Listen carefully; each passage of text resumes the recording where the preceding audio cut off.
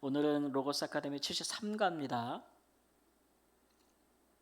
사도행전 14번째, 예수님의 증인된 삶 14번째. 오늘은 22장과 23장, 사도행전 22장과 23장을 하도록 하겠습니다.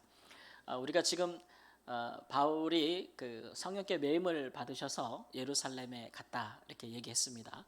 그리고 가면은 많은 환난과 핍박이 결박이 기다린다고 했으나 바울 사도가 처음 부르심을 받을 때부터 그런 거를 두려워하지 않았다는 거죠. 나는 그런 거 상관없어. 심지어는 내 목숨을 잃어도 나는 그런 일에 두려움이 없다. 내가 달려갈 길 잘 마치려 하면은 조금도 두렵지 않다. 그렇기 때문에 성령의 감동으로 많은 제자들이 여러 곳에서 거기 가면 참 어려우실 거라고, 환난을 당할 거라고 경고를 해도 개의치 않았다라고 하는 것입니다. 그래서 예루살렘에 갔는데 이제 이방 교회 대표들을 데리고 갔잖아요. 그래서 거기서 이방 교회 대표인 한 사람을 유대인들이 예루살렘에서 보고 바울이 이방인을 성전으로 데리고 들어갔다라는 누명을 씌워가지고 아시아에서 온 유대인들이 바울을 이제 죽이려고 했는데 예루살렘에 막 소동이 일어나니까 로마의 이제 천부장이 군사들을 이끌고 바울을 거기서 건져냈다라고 하는 것입니다. 그리고서 이제 진상 조사를 하겠죠. 네가 누군데 도대체 이런 일이 일어나느냐? 도대체 네가 무슨 일을 했느냐라고 해서 이제 바울에게 뭔가를 이제 이 원인을 밝히려고 진상 조사를 했다라고 하는 것입니다. 그때 일어난 일들이 이제 22장부터 돼 있는데 처음에 보면은 22장의 전체 주제는 이제 바울이 그 일에 대해서 자기를 변론했다. 내가 지금 왜 이런 일들이 일어났는가, 나 때문에. 그것들을 변론하는 내용으로 되어 있습니다. 첫 번째 보면은 히브리어로 주의 일을 증언한 바울 이렇게 되어 있습니다. 그래서 바울이 이제 천부장이 허락해가지고 좀 2층의 높은 곳에서 자기를 막 잡으려고 했던 유대인들이 쫙 가득한데 그 앞에서 이제 큰 소리로 이야기를 하는 겁니다. 자기 변명이겠죠, 그죠? 근데 히브리 말로 했다라고 이야기하고 있어요. 그래서 그 다들 조용히 들었다 이렇게 이야기를 합니다. 예수님 당시에 언어가 사용했던 보통 언어가 아람어냐 히브리어냐에 대해서 조금 의견이 다르고 학자들의 주장이 달라요. 왜냐하면 우리가 이제 가지고 있는 신약 성경은 이제 헬라어로 당시에 그리스어로 기록이 돼 있잖아요. 예수님께서도 헬라어 그리스어로 된 성경 구약 성경을 많이 인용하셨고 본래 이제 구약 성경은 히브리어로 돼 있는 것이나 그것들을 지난번에 우리가 아볼로 얘기할 때 한번 이야기했는데 이집트의 알렉산드리아라는 곳에서 유대 장로들이 이제 헬라어로 이렇게 번역을 했다 그랬습니다. 그래서 당시에 그 헬라어로 번역한 성경이 굉장히 많이 사용되고 있었거든요. 그러다 보니까 예수님 당시에 히브리어를 썼냐, 헬라어를 썼냐, 뭐 아람어를 썼냐, 이게 복잡해요. 아람어는 어디 말이냐면은 지금의 중동의 말이에요. 그러니까 아브라함이 거기서부터 왔잖아요. 바단 아람, 그죠? 거기서부터 왔으니까 그 언어를 그 아람어를 썼다는 거죠. 근데 그 역사가 지나면서 이스라엘 백성들이 이제 뭐 역사가 복잡하니까 그들의 히브리 방언, 히브리 말들로 썼다, 이렇게 바꾸어 썼다라는 주장도 있고, 또 예수님 당시에 로마가 세계를 지배하기 전에는 알렉산더 대왕이 다 그리스의 왕이 지배를 했으니까 그 나라 언어가 다 통용됐잖아요. 그러니까 로마 시대 때는 마치 지금의 영어처럼 다 그리스어를 썼다고요. 그러니까 뭐 한 나라에서 한 곳에서 여러 가지 언어를 썼을 가능성이 있어요. 근데 뭐 히브리어냐 아람어냐 이게 뭐 주장은 다 다른데 그걸 여기서 밝힐 건 아닌데 여러 가지 증거들 다 내세우고 있으니까. 그런데 이제 히브리 말로 썼다라는 얘기는 이제 당시의 사람들이 히브리어를 알아들었다는 얘기잖아요, 그렇죠? 특별히 그 내용들을 보면 바울 사도가 개인의 간증이에요. 간증이기 때문에 그런 간증을 사람들이 못 알아듣는 말로 할 수는 없지 않겠습니까? 그러니까 히브리 말로 했다는 것은 당시에 거기 있는 유대인들이 히브리 말을 알아들었다는 것이 되니까 당시에 예수님 당시 히브리어를 썼구나라는 이제 주장하는 사람들도 있죠. 근데 우리가 가끔 뭐 예수님께서 쓰시는 단어들 뭐 달리타쿰 뭐 이런 말 있잖아요. 뭐 이런 것들은 또 아람어거든요. 그래서 아니야 아람어를 썼어 이렇게 막 주장이 막 반복돼요. 상관은 없고 하여튼간 내용을 보면 첫 번째는 바울이 자기가 예루살렘 교회를 핍박했었다라고 자기 과거를 이야기합니다. 예. 내가 스데반을 죽일 때 그 옷을 지키는데 그 죽음에 찬성했고 그 옷을 지키는 사람이었고, 또 내가 물어보라요. 여기 있는 제사장들에게 물어봐라. 장로들에게 물어봐라. 그 사람들에게서 내가 공문을 가지고 교회들을 핍박하고 다메섹까지 예수 믿는 사람들을, 이단들을 처단하기 위해서 공문을 가지고 가던 사람이다 라고까지 막 자기 과거 얘기를 막 합니다. 그게 이제 3절부터 5절까지 나와 있고, 그 다음에 6절부터 10절까지는 근데 내가 다메섹에 가다가 내가 거기서 예수님의 음성을 보고 밝은 빛 가운데 보아서 눈이 멀었다는 거예요. 그러나 귀는 예수님의 음성을 들었다는 거죠. 사울아 사울아 내가 어째 나를 핍박하느냐라는 음성을 들었고 사람들에게 끌려가지고 시내로 들어갔다.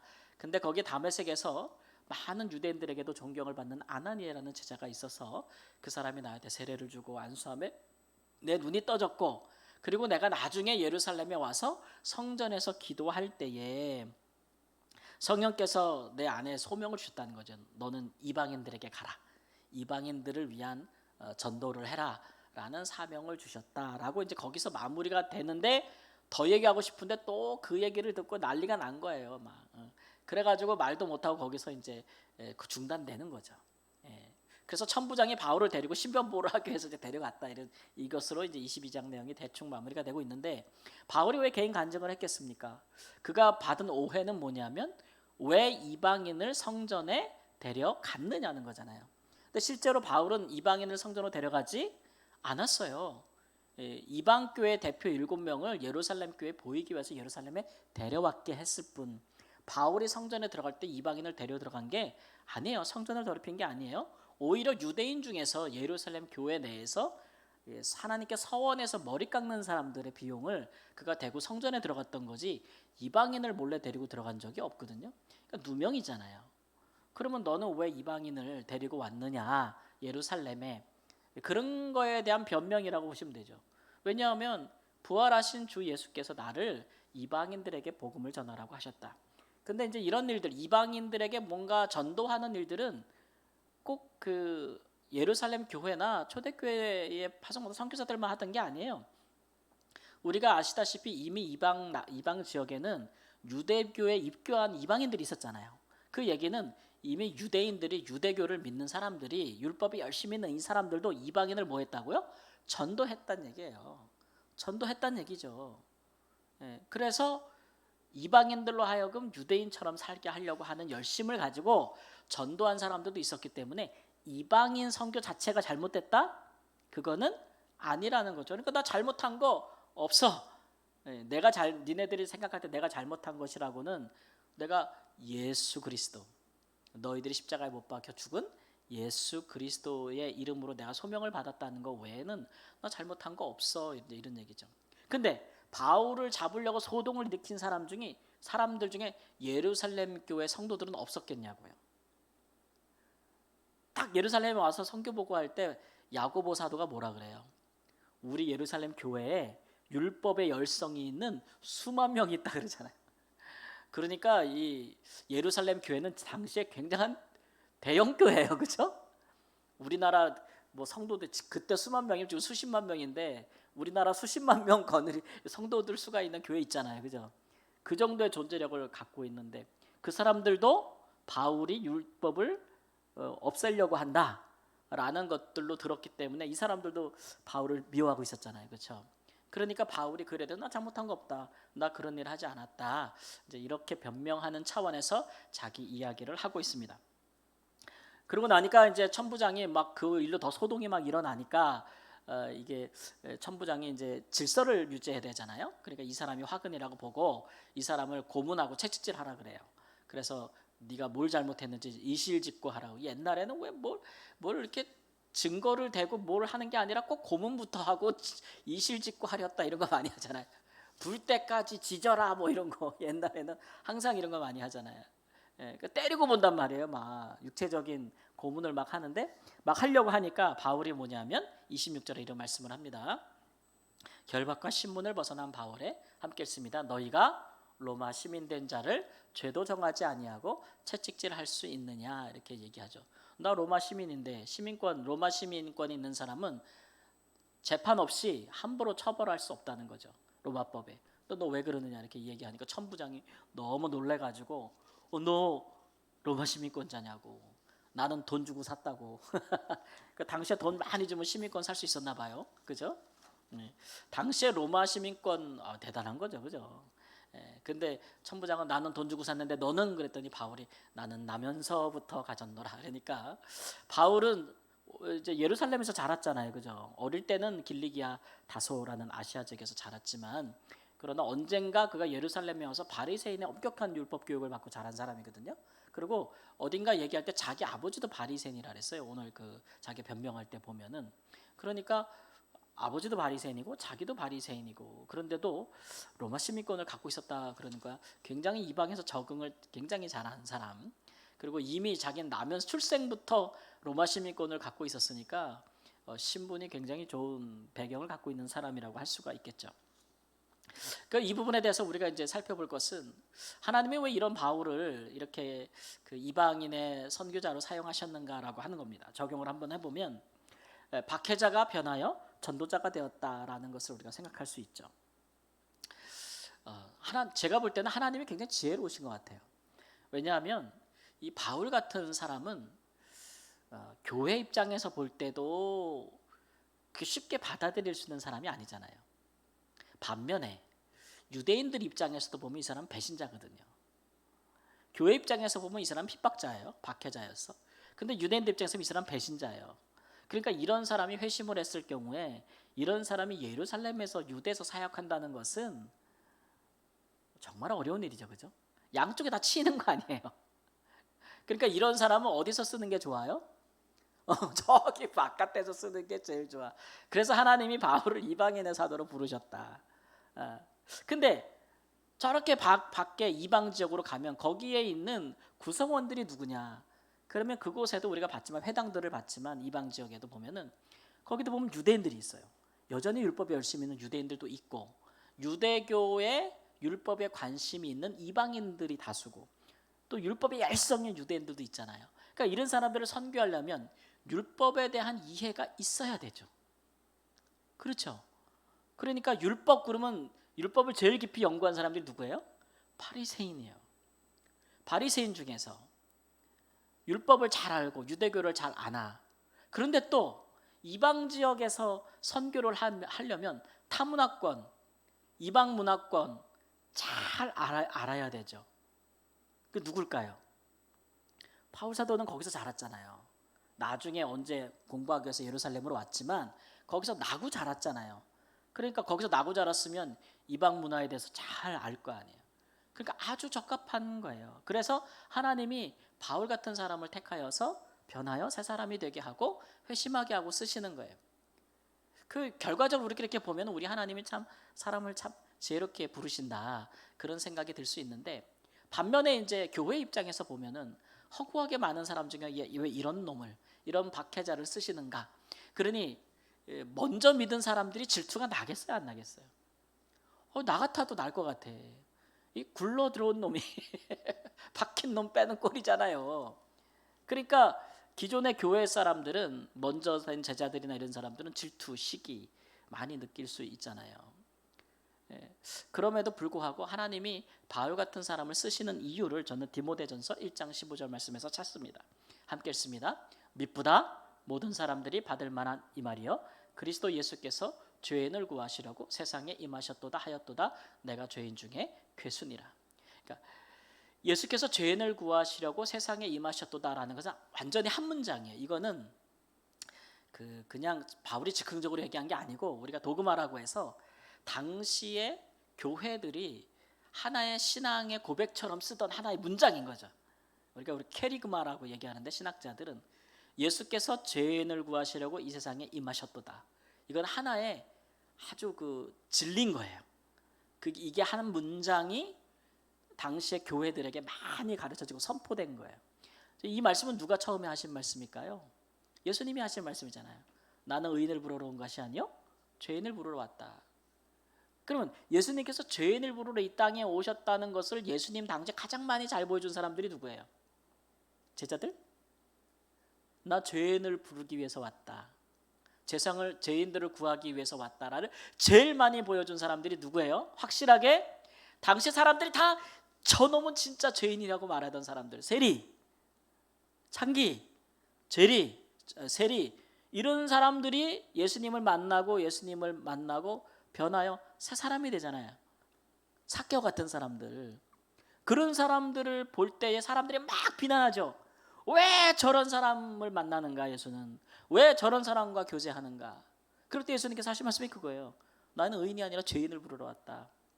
병든 자에게라야 의원이 쓸데있지 건강한 자에게 의원이 쓸데없다. 똑같은 얘기를 지금 사도 바울이 하고 있는 거예요. 왜 나 같은 사람을 하나님이 썼느냐. 그것도 나는 죄인 중에 대가리. 죄인 중에 우두머리야 나는. 자기가 자기를 봐도 진짜 죄 많이 진 사람이 살인하고 사람들을 가두고 핍박하고 그랬던 사람인데 나 같은 사람을 하나님이 왜 썼어요? 그거 보여주려고.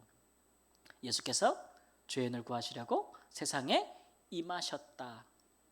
그 복음을 나타내시려고 나 같은 자도 하나님이 쓰신다는 거죠. 그러니까 그런 일들에 시기하고 질투할 필요가 없는 거예요. 없는 거예요. 그것은 우리가 가진 복음의 내용이잖아요.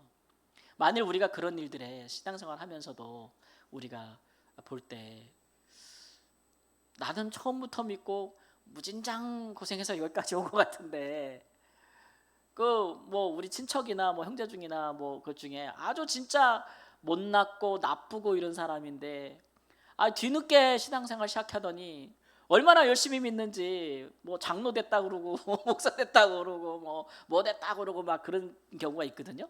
이런 경우가 무슨냐면 나중된 자가 먼저 되는 경우가 있어. 그러면 먼저 됐던 사람이 뭐가 일어나요? 마음에 샘나고 시기 나고 질투 나는 거거든요. 그래서 나를 망쳐요, 나를.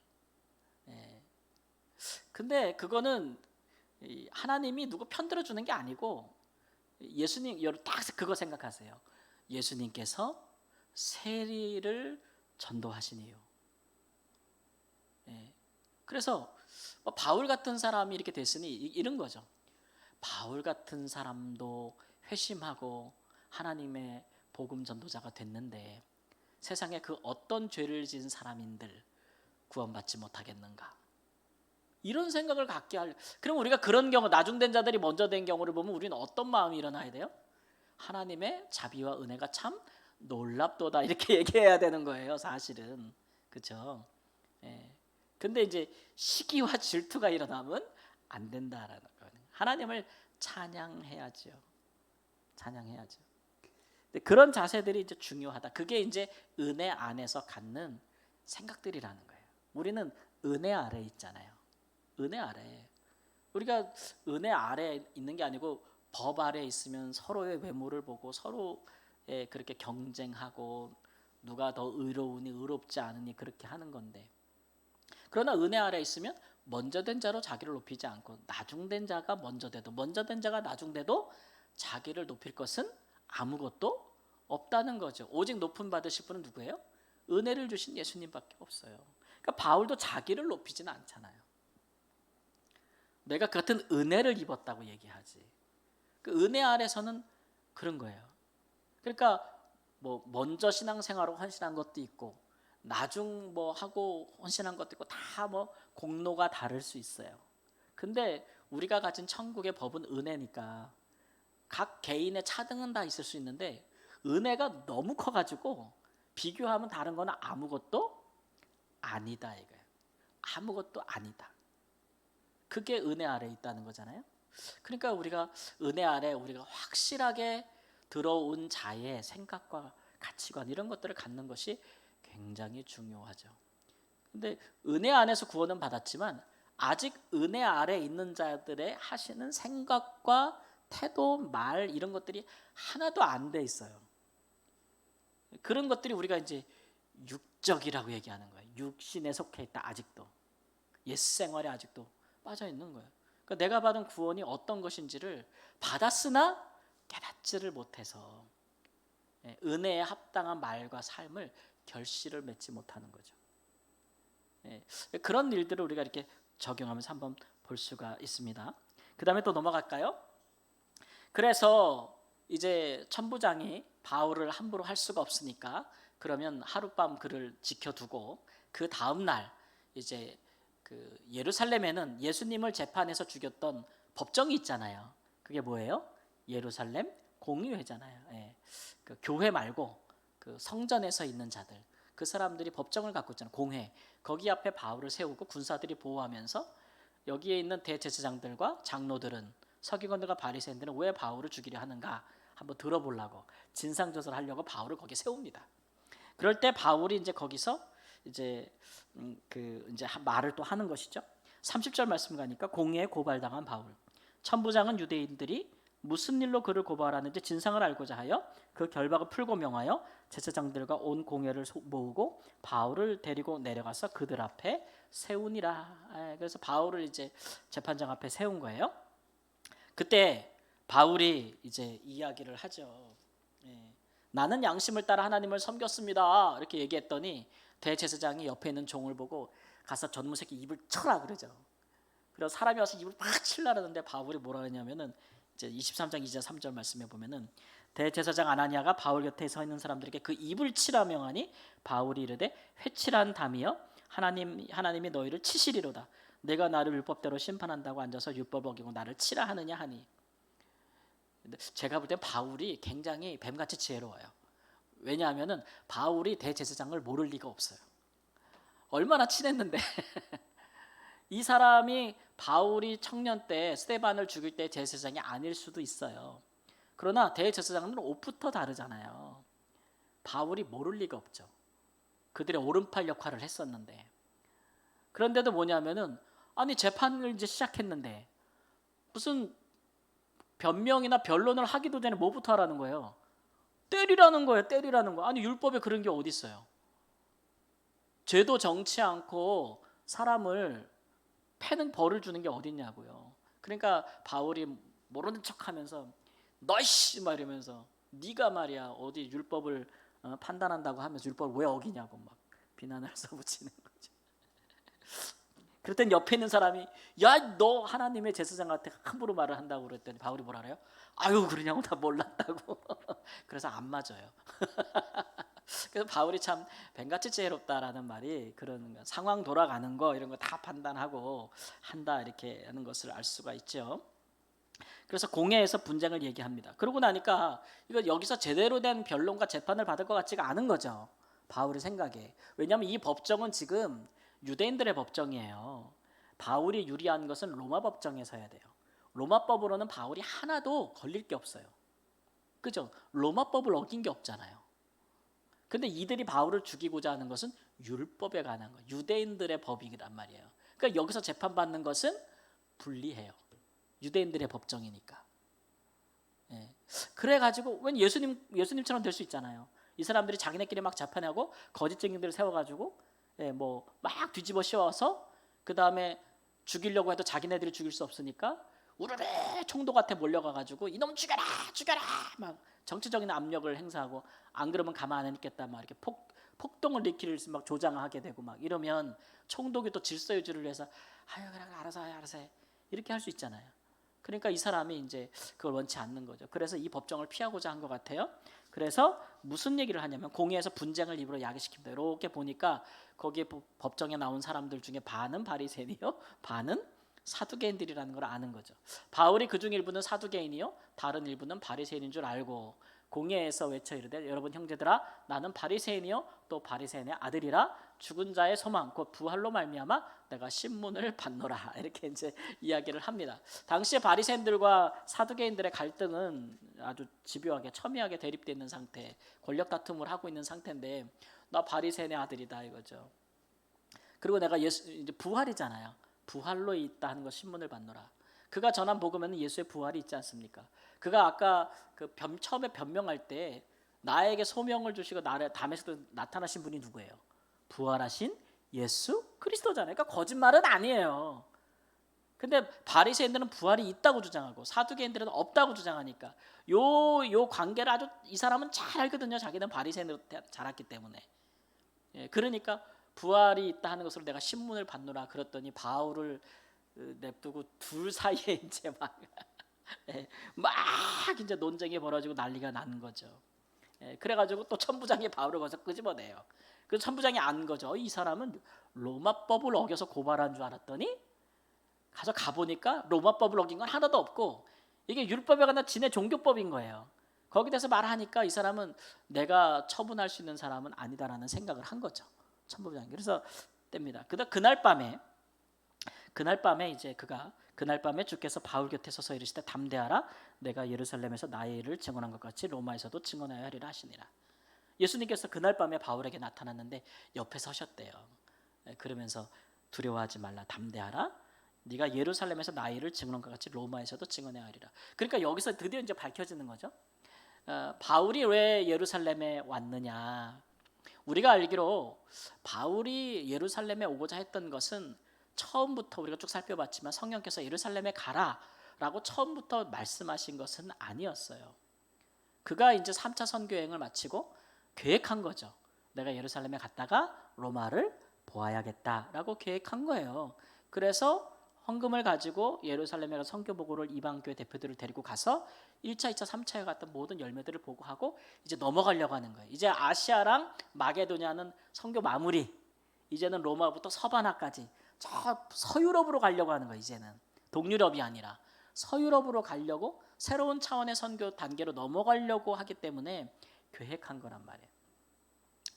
근데 사람들이 자꾸 만류하는 거예요. 가면 어렵다고. 근데 자기는 괜찮다. 죽어도 좋다는 거죠. 그래서 예루살렘에 왔는데 바울이 계획해서 왔고 또 성령의 또 인도하심도 있었지만 매여서 왔고 했는데 근데 여기 와서 막상 이런 일을 겪으면서 그때 이제 예루살렘에 왔을 때 예수님께서 네가 나의 일을 증언하기 위해서 예루살렘에 왔다 이렇게 얘기하는 거예요. 그러니까 예수님께서는 지금 사도 바울을 통해서 부활하신 예수 그리스도의 부활과 부활하신 주께서 바울을 이방인의 사도로 부르셨음.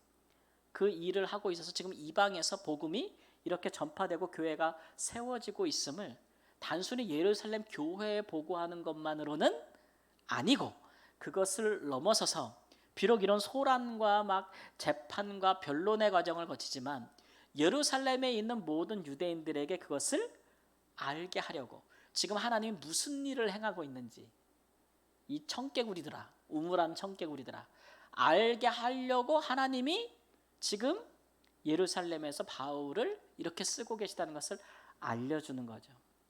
그 다음에 담대하라는 이유는 뭐냐 하면은 너 여기서 안 죽어 이런 얘기예요. 어디로 간대요? 로마도 간. 이거는 바울 사도의 계획을 주님께서 승인한 거예요. 그렇죠? 승인하셨다는 거예요. 그러니까 바울은 편한 마음을 가질 수 있을 것 같아요. 여기서 나 끝나는 거 아니구나. 주님이 나 로마까지 간다고 했으니까 여기서 끝나지 않는다. 안정감을 느꼈겠죠. 예. 그런 모습들을 쭉 보여주고 있는 거예요. 그래서 예루살렘에 가고자 했던 바울의 계획과 또 하나님의 승인, 또 하나님의 또 인도하심을 우리가 여기서 보게 되는 거예요. 두 번째 적용을 한번 생각해 볼까요? 한번 보라색으로 된 글씨 읽어볼까요? 주, 부르심, 사람의 계획, 성령의 인도. 저는 이렇게 정해봤습니다. 그러니까 부르심이라는 얘기는 바울을 향한 하나님의 큰 그림이죠. 그게 뭐냐면 내가 너를 이방인과 임금들의 사도, 그들에게 나의 이름을 전하기 위한 이방인의 사도로 너를 삼았노라는 것이 가장 큰 그림이에요. 이게 하나님의 가장 큰 그림이에요. 이 소명을 딱 받았어요. 부르심. 하나님의 큰 그림. 자, 이 그림을 가지고 우리가 바울이 선교할 때 하나님이 야 여기서 왼쪽, 내벽에서 여기서 오른쪽 뭐 하나님이 다 그렇게 일일이 다 고치하냔 말이에요. 그렇지 않다는 거죠. 바울이 그 큰 부르심 안에서 자기가 1차, 2차, 3차 선교를 뭐예요? 계획한다는 거죠. 1차에는 아시아에서, 뭐 2차는 마게도냐에서, 3차는 아시아에 빠진 에베소 같은 중요한 도시들과 마게도냐를 한 번 더, 그리고 끝나고 예루살렘으로, 그리고 로마도 가자. 이렇게 이 큰 부르심 안에서 계획한다는 거예요, 바울이. 그죠? 그런 부분들이 바울에게 자유롭게 허용되어지고 있다는 거죠. 그리고 나서 바울이 그런 계획을 할 때에, 계획을 추진할 때에 그 자세한 그 계획 안에서 뭔가를 액션을 취할 때에 그런 길들에서 여러 가지 어려움도 있고 위험한 상황도 있는데 모든 일에 하나님께서 뭐 해주세요? 성령께서 인도하신다는 거죠. 이것이 우리가 이제 하나님의 동역자라는 의미인 거예요. 어떤 분들은요, 신앙생활하면서 자기 생각과 계획을 다 접는 분들이 있어요. 그러니까 자기가 할 도리를 아예 없다거나 안 하는 분들이 있어요. 전적으로 다 그냥 하나님께 이렇게 맡겨버리는 분이 있죠. 목사님들 중에서도 그런 분들이 있어요. 그래서 주일날 설교하러 올 때 설교를 준비하지 않고 와요. 강대상에 아무것도 준비하지 않고 와요. 그리고 올라와서 뭐라 그래요? 우리 다 같이 기도합시다. 성령께서 우리에게 오늘 주신 말씀이 뭔지. 그 기도하는 거예요. 근데 목사님이 같이 기도하는데 오늘 마음에 주신 말씀이 안 떠올라. 그럼 뭐예요? 오늘 우리는 성령께서 주시는 말씀이 없습니다. 그럼 안녕히 가십시오. 이러고 가는 거야. 그러다가 또 자기가 또 막 기도하는데 같이 어떤 말씀이 떠올랐어. 그러면 하나님 오늘 우리에게 몇 장 몇 절을 주시네요. 그래서 그 말씀을 얘기하고 막 이래요. 되게 거룩하고 영적인 것처럼 보이잖아요. 그죠? 근데 거기에는 뭐가 없어요. 전적으로 자기가 하는 몫이 하나도 없는 거예요. 근데 우리는 가장 충만한 성령 인도하심을 받았던 사람들에게서도 그런 모습을 보지는 않아요. 하나님은 큰 부르심이 있고 그 안에서 사람들이 주를 위한 계획을 하고 그 다음에 그 길을 하나님이 승인하시면 인도하시고 그런 거. 아니 예루살렘 가는 길에 너무 위험하니까 안 가라고 가지 말라고 제자들이 만류하는데 그거 뭘로 한다 그랬어요? 성령에 감동을 했다 그랬잖아요. 바울이 계획을 세웠어. 근데 너무 위험하고 너무 어려운 일이 많을 거니까 성령께서 가면 큰일 난다. 그 제자들이 성령 감동을 만류하는데도 사도 바울이 뭐라 그래요? 아유 난 죽어도 상관없어요. 각오가 돼 있다. 그래도 간다 그러니까 하나님 뭐 하는 거예요? 승인하는 거 아니에요. 하나님이 우리와 함께 그렇게 일하시지.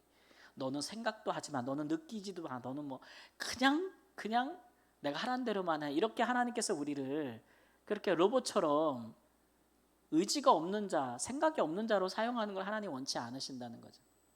그래서 우리가 잠언 16장 9절 말씀에도 뭐라고 나와요? 사람이 마음으로 자기의 계획을 계획할지라도 그 걸음을 인도하시는 자는 여호와시니라. 사람이 뭐예요? 계획할지라도 그 길을 인도하시는 분 누구라고요? 여호와니라. 계획하란 얘기예요? 말란 얘기예요? 말란 얘기가 아니에요. 그죠? 사람은 자기 길을 계획하죠. 근데 우리가 믿음 안에서 잘할 것은 우리의 주가 되신 예수 그리스도의 부르심 안에서 계획하면 되는 거예요. 그렇죠? 그러면 그 길을 누가 인도하세요? 하나님이 인도하신다. 요즘 참 무슨 그 거짓 그 교사들이 얼마나 많은지. 우리는 뭐 우리나라에 무슨 젊은 어떤 뭐 박모 씨라고 해서 신사도 운동하는 사람들이 있거든요. 그 사람도 보면은 아주 아이돌처럼 생겼어. 그래가지고 뭐 막 치유 집회한다고 뭐 거기 가면 난리도 아니에요. 이 사람은 자기가 완전히 성령의 사도예요. 그래가지고 어떤 나이 많은 70대 할아버지가 앞에 나왔는데 기도하는데 다 기도하다가 오늘부터 내가 너를 목사로 임명한다. 자기가 해버려요. 성령께서 너를 목사로 임명하라 그런다고. 해버려. 근데 거기 엄청나게 많은 사람들이 따라요. 거기 집회에 나오고. 요번에 뭐 하늘 티셔츠인데 말이 그래요. 하늘의 가치를 담아서 내가 티셔츠를 창조했대. 예. 그래서 모든 따르는 자들이 이걸 다 사고 입으라는 거예요. 하늘의 가치를 담았대. 그러면서 티셔츠가 15만 원이야. 한 장이. 근데 왜 이렇게 비싸냐면 하늘의 가치를 담았기 때문에 이렇게 비싸다는 거죠. 다 사라는 거예요. 그러면 자기는 성령의 사도인 거예요. 이런 미친놈이 다 있는데 그것도 엄청나게 사람들이 따라. 네. 우리가 이제 새벽에도 얘기했지만 이 환란 종말의 때에 적그리스도들 거짓 선지자들이 뭐를 행한대요? 표적과 기사도 행한다는 거예요. 그리고 자칭 그리스도라고 여기고 이 적그리스도들이 표적과 기사를 행한다는 걸 여러분. 그러니까 쉽게 말하면 마귀도 기적과 이적을 행할 수 있다는 거죠. 그런 일에 미혹되면 안 돼요. 안 돼요. 무슨 자기는 무슨 하늘에 속한 사람인 것처럼 그 장사하는 거 아닙니까? 결국은 이단들이 가는 길을 똑같이 가는 건데 안 그런 것처럼 막 이렇게 해가지고 참 너무 안타깝더라고요. 우리나라가 진짜 영적으로 너무 지금 나는 괜찮다고 생각할 수 있는데 너무 많은 것 같아요. 제가 볼 때 지금 이 미혹에 빠진 사람이 너무 많아요, 우리나라에. 그다음에 암살단, 바울 암살단 조직과 계획. 그리고 나서 이제 그 바울을 따로 데리고 있는데 그때 이제 그 예루살렘에서 바울을 죽이기 전까지는 먹지도 마시지도 않겠다라고 하는 암살단이 조직이 됩니다. 한 40여 명으로 된 사람 조직을 하는데 이 사람들이 이제 꾀를 내는 거죠. 23장 15절 말씀, 이제 너희는 그의 사실을 더 자세히 물어보려는 척하면서 공예와 함께 천부장에게 청하여 바울을 너희에게로 데리고 내려오게 하라. 우리는 그가 가까이 오기 전에 죽이기로 준비하였노라. 그래서 그 다음날 어떤 계획을 세우냐면 한 번 더 공예 한번 재판하자. 한 번 더 유대 법정에 세우자. 우리가 청하라는 거예요. 천부장이랑 이제 공예 청하라는 거예요. 오면은 올 때 이동 중에 뭐 하겠다고요? 죽이겠다고. 그런 암살단을 조직한 거죠. 근데 바울이 이거를 알았을까요? 몰랐을까요? 당연히 모르겠죠. 근데 알게 돼요. 왜냐하면 그걸 누가 듣냐 하면 바울의 생질, 조카가 들어요. 그래서 23장 16절 말씀 보면 바울의 생질이 그들이 매복하여 있다 함을 듣고 와서 영내에 들어가 바울에게 알렸다. 그래서 바울이 천부장에게 안내주죠. 지금 나를 죽이려고 이런 계획이 세워졌다고. 그러니까 바울의 조카가 그 얘기를 들었다는 얘기는, 이 공모를 들었다는 얘기는, 대제사장들과 장로들과 암살단들이 은밀하게 하는 얘기를 들었다는 얘기는 바울의 조카도 꽤나 흔히 영어로 하면 우리가 이너서클, 이 성전을 중심으로 한 공회의 핵심 이너서클들까지 접근할 수 있는 사람이었다는 얘기잖아요. 그렇죠? 근데 원래 누가 그런 사람이었어요? 바울이 그런 사람이었잖아요. 그러니까 우리가 바울의 가문이 대단하다는 걸 알 수 있어요. 원래는 유대인들 중에 아주 이너서클, 핵심 권력자들과 접촉할 수 있는 그 사람의 오른팔이었거든요. 그 가문이. 그러니까 조카도 그렇게 된. 그 조카가 듣고 얘기해줘서 바울이 살죠. 그래서 천부장이 그러면 바울을 지금 여기다 두면 위험하겠다. 그래서 저는 로마 사람이니까 죽이면 안 되잖아요. 그리고 예루살렘이 막 시끄러워지고 막 이러면 안 되니까 질서를 잡기 위해서 바울을 가이사랴로 호송합니다. 바울이 3차 선교 끝나고 예루살렘에 올 때 먼저 지중해에서 항구로 들어오잖아요. 바닷가, 좀 예루살렘에서 멀리 떨어진 가이사랴.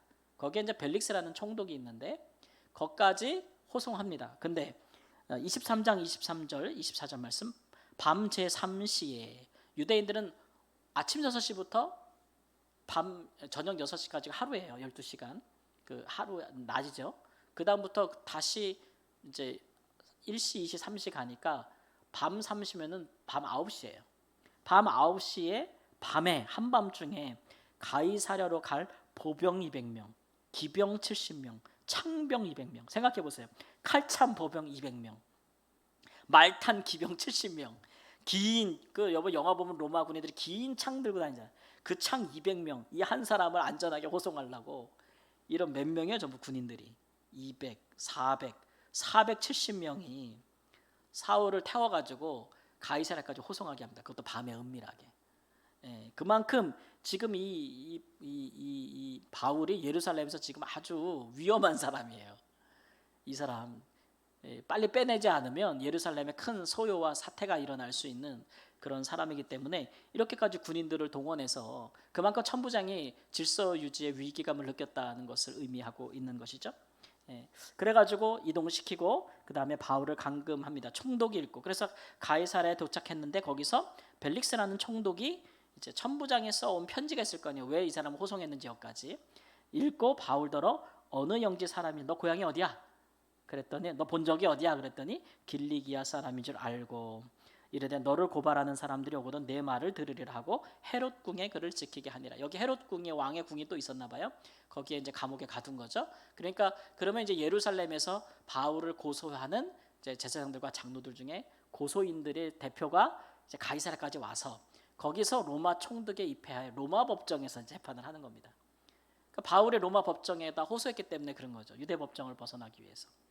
그래서 로마 법정에서 호소하게 되면 유리할까요? 안 유리할까요? 바울이 유리하죠. 법적으로 잘못한 게 없어요.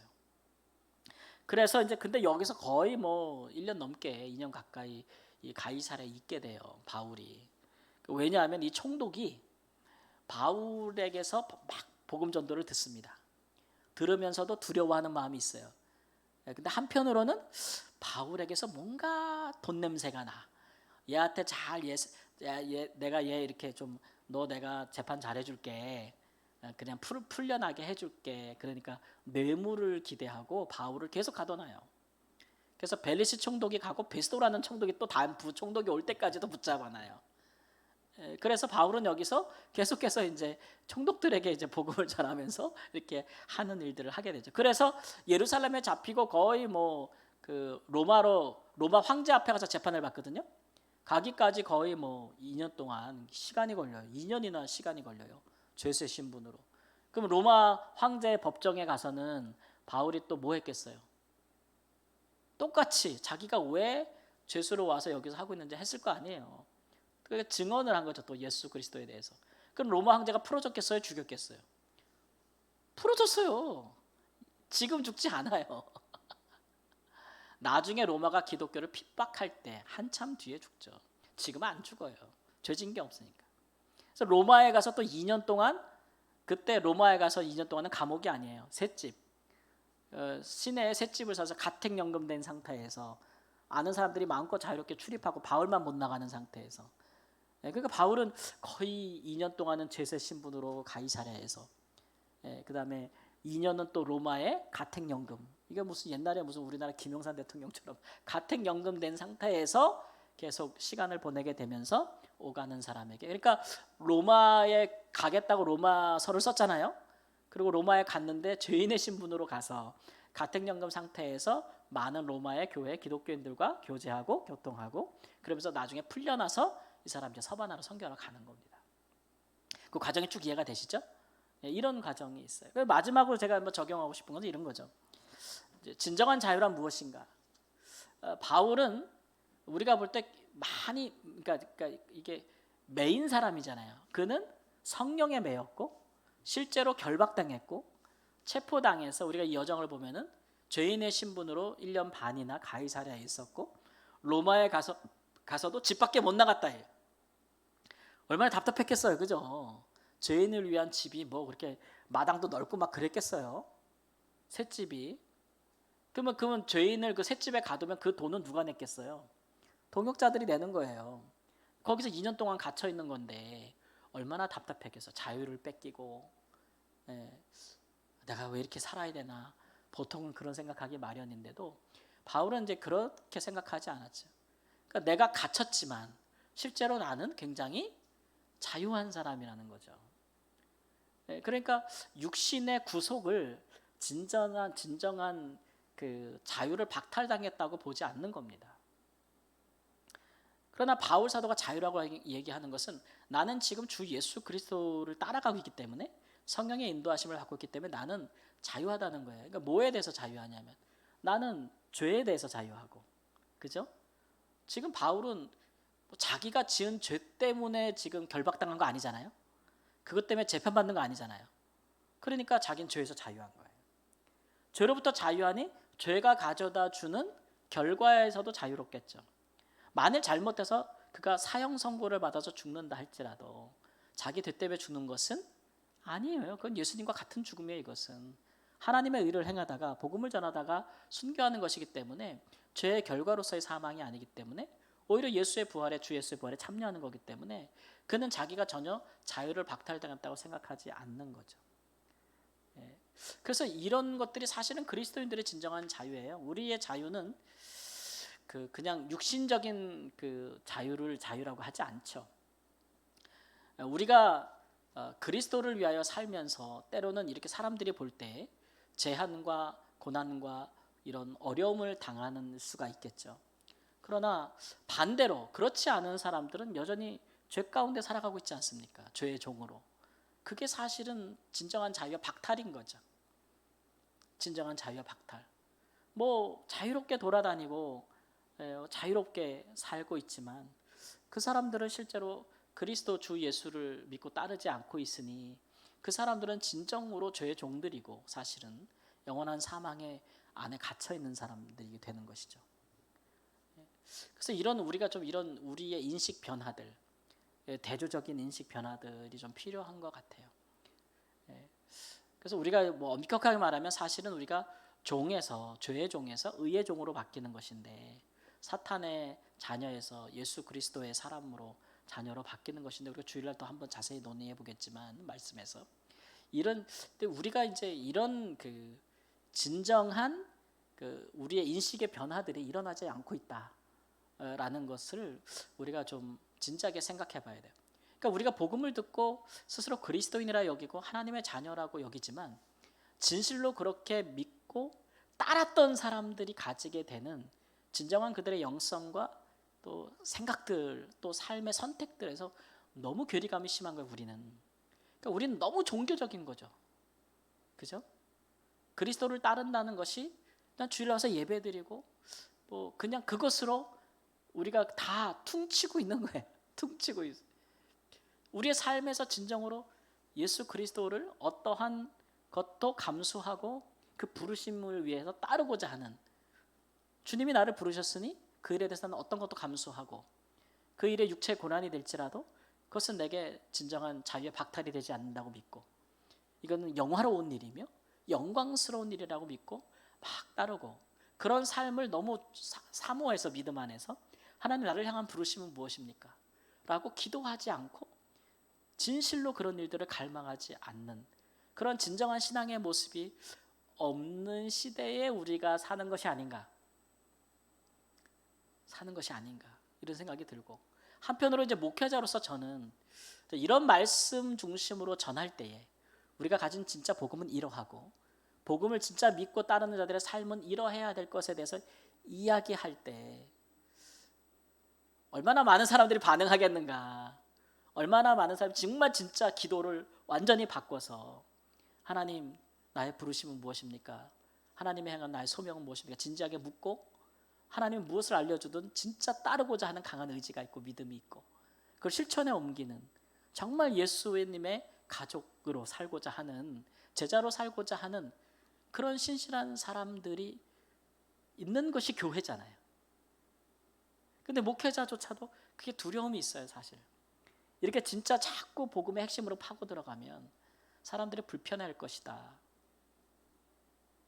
편하지 않을 것이다, 교회 나오기 불편할 것이다, 그런 생각들을 사실은 이 시대의 목회자들이 뭐 하는 분들도 있고 뭐 아예 다른 생각을 품는 분들도 있겠지만 있는데, 근데 우리의 뭐 목회자나 성도님들이나 우리의 진정한 성령께서 인도하시는 길이라는 것이, 아까도 말씀했지만 하나님의 부르심 안에서 우리가 부르심 안에서 다 순종하기 위해서 뭔가를 계획하고, 우리가 계획하고 날 때 하나님이 그것을 승인하셔서 그 길들을 인도하시고, 이런 일들로 이루어지는 것 아니겠습니까? 사실 우리가 그런 삶을 꿈꾸지 않겠습니까? 그런 것들을 우리는 형통이라고 부르는 겁니다. 왜냐하면 그런 사람은 하나님이 떠나지 않거든요. 함께 하거든요. 그리고 고난을 당하지만 하나님의 역사는 고난을 능가할 정도로 많습니다. 그렇죠? 그래서 고난이 생각이 안 나요. 하나님의 역사도 크기 때문에. 그런 사람들로의 믿음의 길을 걷기를 우리 주님이 원하시는 것이고, 그런 일들에 저도 제 자신을 세우려 하며 또 우리 교회 성도님들을 초청하고 하는 마음으로 저는 이제 말씀도 전하고 기도도 하고 제가 성도님들을 섬기고 있습니다. 그러니까 이렇게 듣고 흘리는 것이 아니고 정말 이렇게 생생한 이런 복음의 역사와 인도하심을 나도 받고자 하는 그런 마음, 그렇게 성령의 인도하심을 받으면 얼마나 귀하고 좋은 일들이 많이 일어나겠습니까? 그런 일들을 사모하고 바라고 이루어지는 역사들이 있기를 우리 주 예수님의 이름으로 축원합니다. 아멘. 기도하겠습니다. 주님, 우리를 향한 하나님의 부르심을 생각하고 주를 위한 그 부르심에 응답하기 위한 우리들의 열심과 또 계획들이 있고, 그러나 그 모든 계획을 또 친히 인도하시는 분은 성령님이시라고 우리에게 말씀하고 있습니다. 우리가 다 바울일 수 없고 다 우리가 사도같이 예수 그리스도와 같이 하나님 그렇게 살 수 있는 자신은 없지만, 그러나 하나님 같은 길로 우리를 부르시니 하나님 우리가 성도로서 그리스도인으로서 기쁘게 그 길을 가고자 하는 마음과 믿음이 굳건히 서기를 원합니다. 하나님 인생의 여러 가지 사람들에게 보여지는 것으로 우리의 신앙의 그래프가, 신앙이 좋고 나쁘가 결정되는 것이 아니요 오직 우리 주 예수 그리스도를 성령의 인도심에 따라 따라가는 그것을 잘하는 것으로 우리의 신앙이 어떤 형편에서인지 주님 앞에 정금과 같이 빛날 수 있도록 인도하여 주옵소서. 존귀하신 예수님의 이름으로 기도합니다. 아멘.